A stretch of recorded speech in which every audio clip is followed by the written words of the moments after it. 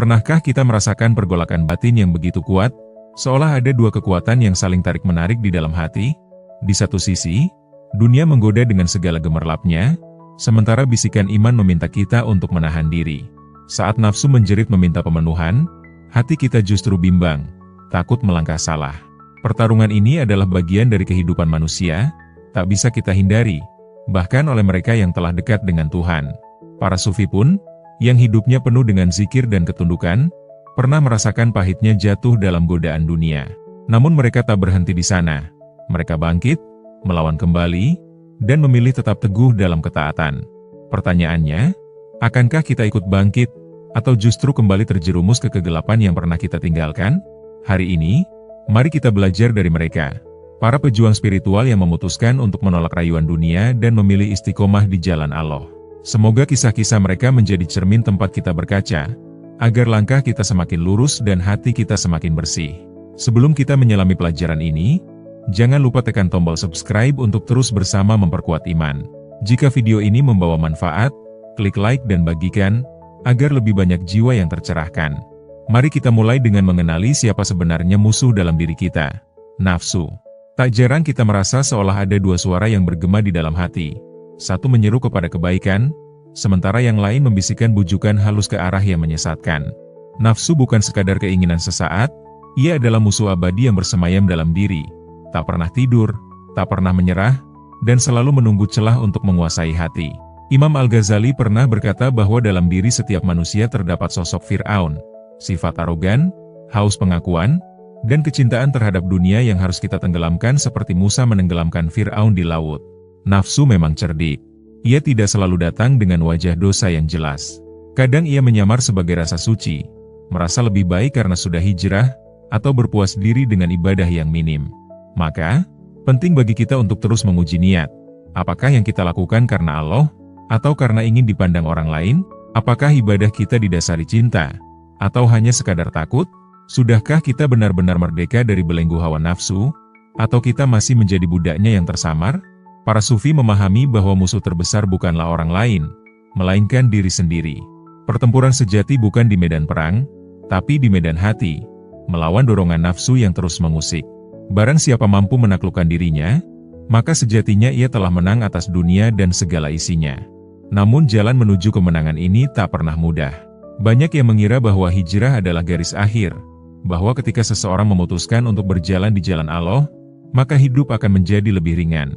Padahal kenyataannya justru sebaliknya. Semakin kita berusaha taat, semakin kuat pula godaan yang datang. Dunia menjadi lebih memikat, nafsu semakin nyaring, dan langkah terasa berat. Kisah Syekh Abdul Qadir Al-Jailani menggambarkan hal ini dengan indah. Dalam munajatnya, ia diuji oleh penglihatan emas yang tiba-tiba muncul di hadapannya. Iblis pun membujuknya untuk mengambilnya, mengklaim itu sebagai karunia dari Allah. Namun beliau menolak tegas, "Pergilah, wahai musuh Allah. Aku tidak menginginkan apapun selain ridhanya." Disinilah pentingnya mujahadah, perjuangan tanpa henti melawan diri sendiri. Sebab tanpa perjuangan, ketaatan perlahan memudar.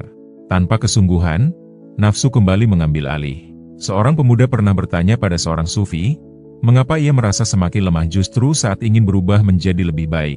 Jawabannya menyentak, karena engkau sedang berperang, dan di medan perang, tak ada tempat untuk rasa nyaman. Maka jangan pernah mengira jalan menuju Allah akan bebas dari rintangan. Setiap hari adalah ajang pertempuran. Saat godaan maksiat datang, saat itulah medan perang terbuka. Ketika malas beribadah mulai menjalar, di sanalah kita diuji. Ketika hati mulai terpikat oleh dunia, itulah saatnya kita harus ingat, dunia ini hanyalah persinggahan. Para sufi telah membuktikan pengorbanan mereka. Mereka meninggalkan kenyamanan, menolak kemewahan, dan bahkan mengorbankan nafsu mereka demi istiqomah di jalan Tuhan. Pertanyaannya, sudah sejauh mana kita berjuang? Sudah berapa kali kita bertekad untuk berubah, namun jatuh pada kesalahan yang sama? Berapa kali kita menangis dalam sujud, hanya untuk kembali lalai keesokan harinya? Hati manusia memang rapuh, hari ini mungkin dipenuhi cahaya iman, namun besok bisa suram karena godaan dunia. Karena itulah, para sufi memahami satu hal penting, hati harus terus terikat dengan Allah. Syekh Abu Yazid Al-Bustami pernah mengatakan bahwa tak ada yang bisa mengalahkan hawa nafsu kecuali zikir yang terus-menerus. Zikir bukan sekadar untaian kata suci, melainkan jalinan batin yang selalu terhubung dengan Sang Pencipta di setiap detik kehidupan. Coba kita renungkan, saat hati kosong dari zikir, apa yang mengisinya? Ketika lisan tidak menyebut nama Allah, apa yang sedang dibicarakan? Saat pikiran tak lagi tertuju pada akhirat, lantas siapa yang menguasai benak kita? Dunia ini bising. Jika hati tak dijaga dengan murakabah, kesadaran bahwa Allah selalu melihat, maka dunia akan mengambil alih kendali. Pernah seorang sufi menangis di keheningan malam dan berdoa, "Ya Allah, aku takut hatiku berpaling dari-Mu tanpa kusadari." Dan inilah ketakutan sejati. Bukan sekadar takut pada dosa besar, tapi takut saat hati mulai hambar, saat ibadah menjadi rutinitas kosong, dan ketika cinta kepada dunia melebihi cinta kepada akhirat. Untuk itu, para sufi menjadikan zikir sebagai penjaga hati mereka. Tak ada satu hari pun yang mereka lalui tanpa menyebut nama Allah. Lalu, jika bukan dengan zikir, dengan apa lagi kita akan menjaga hati? Mengendalikan hawa nafsu bukan hanya soal menahan diri, tapi soal kesabaran dan kesadaran. Berapa kali kita merasa bahwa melakukan dosa lebih mudah dibanding taat? Betapa sering kita tergoda, lalu menunda taubat dengan janji, nanti. Hawa nafsu selalu mencari celah, kadang datang lewat kemewahan, kadang lewat syahwat, atau melalui rasa lelah yang menyusup dalam ketaatan. Namun para sufi memahami bahwa setiap bisikan nafsu adalah ujian, dan hanya kesabaran yang bisa menaklukkannya. Seorang sufi pernah ditanya, bagaimana ia bisa tetap teguh dalam ketaatan? Jawabnya sederhana namun dalam, "Aku menganggap hawa nafsuku seperti anak kecil yang terus menangis meminta sesuatu. Aku tak menuruti tangisannya, hingga ia lelah dan diam." Maka, beginilah kita seharusnya menghadapi nafsu. Saat ia menjerit minta dipenuhi, bersabarlah. Ketika ia membujuk dengan alasan-alasan manis, lawanlah. Sebab jika sekali saja kita tunduk padanya, ia akan menjadi semakin kuat. Bayangkan seorang petani yang menanam benih dengan penuh harap. Ia tahu, benih itu tidak akan tumbuh dalam semalam. Ia harus sabar menyiraminya, menjaga dari hama, memberi cahaya dan cinta. Jika ia tekun, maka suatu hari, benih itu akan menjelma menjadi pohon yang kuat dan berbuah. Tapi jika ia malas dan menyerah di tengah jalan, pohon itu tak akan pernah tumbuh. Begitu pula dengan jiwa kita. Menumbuhkan takwa butuh kesabaran. Kadang kita tergelincir, kadang kita bangkit. Tapi selama langkah kita menujunya tak terhenti, Allah tak akan meninggalkan kita. Seorang sufi berkata, "Aku lebih memilih bersabar melawan nafsuku sekarang, daripada bersabar menghadapi siksa Allah kelak." Maka tanyakan pada diri sendiri, mana yang kau pilih? Kesabaran di dunia, atau penyesalan di akhirat? Tinggalkan dunia, tapi jangan tinggalkan amanahmu.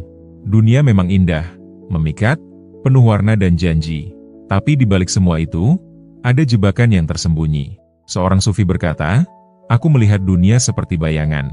Jika aku mengejarnya, ia menjauh. Tapi jika aku berpaling, ia mendekat." Berapa banyak manusia yang mengejar dunia, namun hanya menemukan kehampaan, hidup mewah, tapi jiwa tetap kosong. Artinya, bukan dunia yang salah, tapi bagaimana kita memposisikannya. Para sufi hidup sederhana bukan karena tidak mampu, tapi karena mereka tak ingin hatinya terikat pada dunia. Mereka menikmati secukupnya, menjadikan dunia sebagai jembatan, bukan tujuan. Seperti Syekh Ibrahim bin Adham, seorang raja yang meninggalkan tahtanya demi mencari Allah. Saat ditanya mengapa, ia menjawab, "Aku punya segalanya, tapi hatiku tak memiliki Allah." Maka, semua itu tak berarti apa-apa. Dan kita, sudahkah hati kita penuh dengan Allah, atau masih dipenuhi cinta dunia? Dunia bukan untuk ditinggalkan sepenuhnya, tapi jangan biarkan ia mencuri imanmu. Allah tidak melarang kita menikmati dunia, tapi Allah memperingatkan, jangan sampai kalian tertipu olehnya. Karena itulah, hijrah bukanlah akhir, melainkan awal. Perjalanan panjang baru saja dimulai. Tantangan terbesar setelah hijrah adalah mempertahankannya. Banyak yang sudah mencicipi manisnya iman, lalu jatuh lagi. Banyak yang sudah bersumpah berubah, namun tergelincir kembali karena godaan. Setan tidak tinggal diam. Semakin engkau mendekat kepada Allah, semakin besar usaha setan menjauhkanmu. Seorang sufi berkata, "Jika kau ingin tahu siapa musuhmu yang sebenarnya, maka mulailah taat. Maka kau akan tahu, nafsu dan setanlah penghalang utamamu." Bagaimana agar tetap istiqomah? Jangan tinggalkan lingkungan yang baik. Teman yang syalih adalah cermin dan penopang. Jika kita dikelilingi oleh mereka yang mencintai Allah, kita akan terbawa dalam arus kebaikan. Tapi jika lingkungan kita adalah pecinta dunia, perlahan hati kita akan tertarik kembali ke arah yang salah. Jangan tinggalkan zikir, jangan tinggalkan salat, jangan tinggalkan Al-Quran. Semua itu bukan rutinitas kosong, itu adalah pagar pelindung hati. Jika pagar itu rusak, setan akan mudah masuk. Dan yang paling penting, jangan merasa cukup. Jangan merasa sudah baik, karena saat kita merasa lebih tinggi dari yang lain, itulah awal kejatuhan. Seorang sufi menangis dan berkata, "Aku tidak takut pada dosa yang telah lewat. Aku takut pada dosa yang akan datang jika Allah tak lagi menjagaku." Berdoalah agar Allah menjaga hati kita, karena hanya dengan rahmat-Nya, kita bisa bertahan dalam kebaikan. Allah telah berfirman, "Wahai orang-orang yang beriman, bertakwalah kepada Allah dengan sebenar-benarnya takwa. Dan janganlah kalian mati kecuali dalam keadaan berserah diri." Jangan sampai kita kembali ke kegelapan setelah Allah memberi kita cahaya. Jangan biarkan dunia mengaburkan imanmu. Jangan biarkan nafsu menyeretmu kembali. Karena istiqomah bukanlah nasib. Ia adalah perjuangan yang harus diperbarui setiap hari. Hijrah bukan akhir perjalanan. Itu adalah gerbang menuju jalan panjang, menuju Allah. Kita sering merasa takut hijrah kita sia-sia, takut jatuh lagi, takut tidak kuat dalam ketaatan. Tapi ketakutan itu hanya akan membebani jiwa jika tidak dibarengi dengan cinta. Cinta kepada Allah mengubah ketakutan menjadi kekuatan. Imam Al-Junaid berkata, "Siapa yang menyembah karena takut neraka, maka ia seperti budak. Tapi siapa yang menyembah karena cinta, maka ia seperti kekasih yang setia." Tanyakan pada dirimu, mengapa kau salat? Mengapa kau menutup aurat? Mengapa kau meninggalkan maksiat? Jika hanya karena takut, hatimu akan selalu gelisah. Tapi jika karena cinta, hatimu akan menemukan damai. Sebab cinta membuat segalanya terasa ringan. Mereka yang mencintai Allah tetap akan taat, meski tak ada yang melihat. Setan tidak akan datang dalam rupa yang menakutkan. Ia datang dalam bentuk kebiasaan, kemalasan, godaan kecil yang tampak sepele. Ia berbisik dalam senyap, membelokkan langkahmu perlahan-lahan. Para sufi menjaga hati mereka dengan satu hal, keikhlasan. Hati yang ikhlas adalah benteng tak tertembus. Debu tak akan melekat pada air yang jernih, begitu pula godaan tak akan menempel pada hati yang bersih. Seorang murid bertanya pada gurunya, "Bagaimana aku bisa terhindar dari godaan setan?" Gurunya menjawab, "Jadilah seperti air yang jernih. Debu tak bisa menempel pada air yang bersih. Maka, bersihkan niatmu. Lakukan semuanya karena Allah. Bukan karena ingin pujian, bukan karena ingin terlihat baik, tapi karena cinta dan rindu kepadanya. Allah telah berjanji, sesungguhnya hambaku yang ikhlas, engkau tidak akan bisa menguasainya, wahai setan." Ikhlas adalah tameng yang tak tertembus. Maka jagalah hatimu dengan keikhlasan, dan Allah akan menjagamu selamanya. Melawan kesombongan dengan rasa kehambaan yang sejati. Berapa banyak orang yang awalnya tulus beribadah, namun akhirnya terjerumus dalam perangkap sombong. Berapa banyak yang merasa dirinya lebih suci hanya karena telah lebih dulu hijrah. Hati-hati, kesombongan itu penyakit halus yang sulit terlihat. Banyak yang meninggalkan dosa, tapi lupa meninggalkan sifat sombongnya. Ingatlah, iblis bukan diusir dari surga karena ia tidak beribadah, melainkan karena kesombongannya yang membuatnya enggan tunduk kepada Allah. Para sufi sangat takut pada kesombongan, mereka rela merasa pendosa daripada merasa lebih suci dari sesama. Imam Al-Ghazali mengingatkan, jika kau melihat orang lain berbuat dosa, jangan merasa lebih baik darinya. Mungkin saja ia segera bertobat dan Allah mengampuninya, sedangkan kau masih dalam kebodohan dan mendapatkan kemurkaannya. Mari kita renungkan, apakah kita masih merasa lebih baik hanya karena sudah salat, sudah hijrah, atau sudah belajar agama? Jika iya, waspadalah. Itu adalah jebakan setan yang lebih berbahaya dari dosa itu sendiri. Hamba yang hakiki adalah yang selalu merasa kecil di hadapan Allah. Semakin dekat ia dengannya, semakin ia sadar akan kekurangan dirinya. Jangan biarkan kesombongan merusak amal kita, karena tiada yang lebih hina dari seorang hamba yang sombong di hadapan Tuhannya. Menjaga hati agar tidak kembali ke kegelapan. Hijrah itu mudah, tetapi istiqomah jauh lebih sulit. Banyak yang bersemangat di awal, tapi perlahan melemah. Banyak yang merasakan cahaya iman, namun akhirnya kembali terperosok. Lalu, bagaimana agar kita tetap teguh di jalannya? Para sufi mengajarkan satu hal penting, jangan pernah merasa aman. Seorang ulama besar pernah menangis dan berkata, "Aku tidak menangis karena dosa yang kulakukan, tapi aku takut jika Allah tidak lagi menjagaku dari dosa yang akan datang." Hati mudah berbolak-balik. Hari ini kita menangis menyesali dosa, besok bisa jadi kita mengulanginya lagi. Untuk menjaga hati kita, Lakukan 3 hal.